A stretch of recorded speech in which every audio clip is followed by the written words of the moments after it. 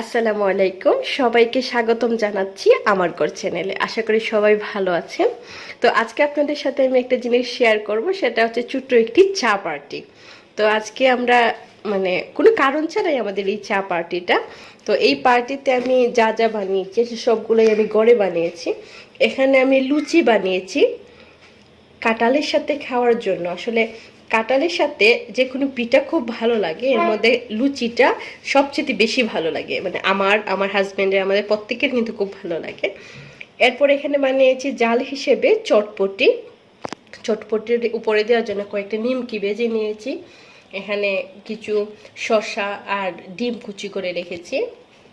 আর বানিয়েছি তখন এখানে টকটা বানিয়ে রেখেছি। আমার কিন্তু একটু টক বেশি পছন্দ, তাই আমি টকটাকে আসলে পাতলা করি নাই।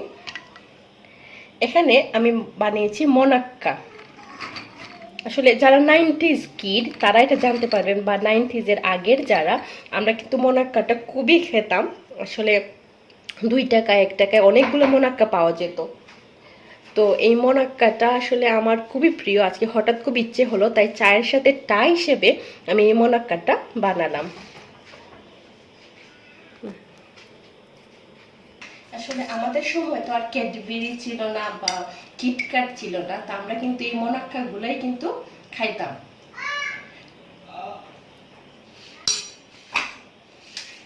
আমরা 1-2 টাকা 2 টাকা করে, ওই সময়ের মজাটাই কিন্তু আলাদা ছিল।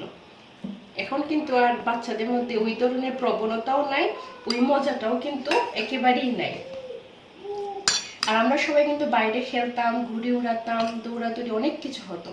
আর এখনের বাচ্চারা আসলে সারাদিন পারতে বাইরে যেতেই চায় না, মোবাইল নিয়ে বসে থাকতে চায়। তো এখনের যে সিচুয়েশন, আমি বলবো আমি সবসময় চেষ্টা করি বিকেলে একটু কিছু নাস্তা বানানোর, এতে আসলে সবার মন মানসিকতা খুব ভালো হয়ে যায়, ভালো লাগে। আর যেহেতু এখনো আমরা সবাই ঘরেই আছি হোম কোয়ারেন্টাইনে, সেজন্য বাইরে যে খাবারগুলো আমরা মিস করি ওইগুলো একটু চেষ্টা করি ঘরে বানানোর, সবাই পছন্দ করেন।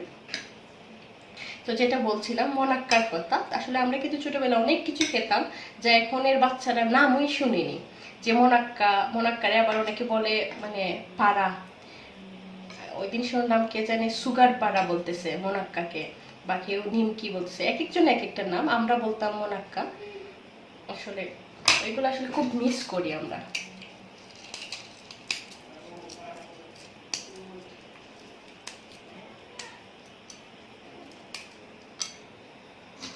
সবাইকে বলবো যে আমরা যেন আমাদের বাচ্চাদেরকে আমাদের সময়ের খাবারগুলা, খেলাগুলার সাথে পরিচয় করিয়ে দিতে পারি। সব বাবা মার কাছে আমার একটা অনুরোধ, যে চেষ্টা করবেন বাচ্চাদের ওই জিনিসগুলা জানানোর, যে আমরা কিভাবে বড় হয়েছি, আমাদের সময় কি নিয়ে খেলতাম, আমরা কি নিয়ে থাকতাম সারাদিন।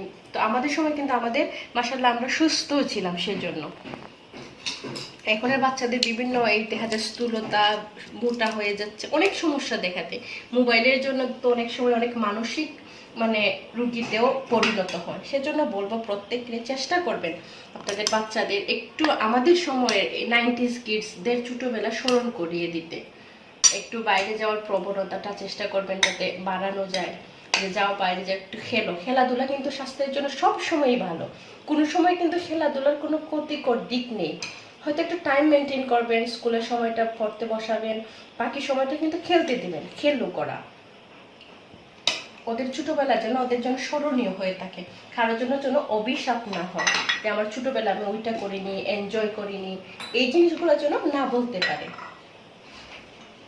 আমরা শুধু ওদের ভবিষ্যৎ নিয়েই ভাবি, শুধু লেখাপড়া করে কিন্তু ভালো ভবিষ্যৎ গড়া যায় না। শারীরিক সুস্থতাটাও কিন্তু অনেকটাই জরুরি। দেখুন আমার লুচিটা কিন্তু খুব সুন্দর ফুলেছে। আমার বাচ্চা কিন্তু খুব পছন্দ করে এই ধরনের লুচি। তো যাদের এই রেসিপিগুলো দরকার, তারা কিন্তু অবশ্যই আমাকে কমেন্ট করে জানাবেন, আমি ইনশাল্লাহ রেসিপিটা দিয়ে দিব। সাথে যারা মোনাক্কার রেসিপিটা চান তারা কিন্তু অবশ্যই আমাকে জানাবেন, আমি ইনশাল্লাহ মোনাক্কার রেসিপিটাও আপনাদের সাথে শেয়ার করব। খুবই মজা হয়েছে, আমি দেখাই। দেখুন ভিতরটা কত সুন্দর।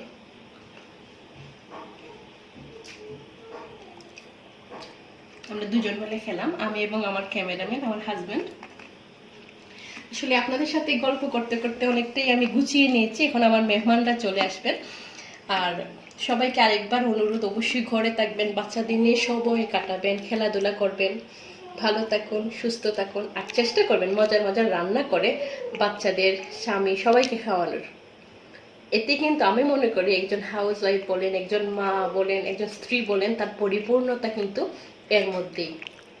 এর মানে এই নয় আমরা বাইরে কাজ করি না, আমরা কিন্তু সবই পারি। তো ভালো থাকুন, সুস্থ থাকুন, আল্লাহ হাফেজ।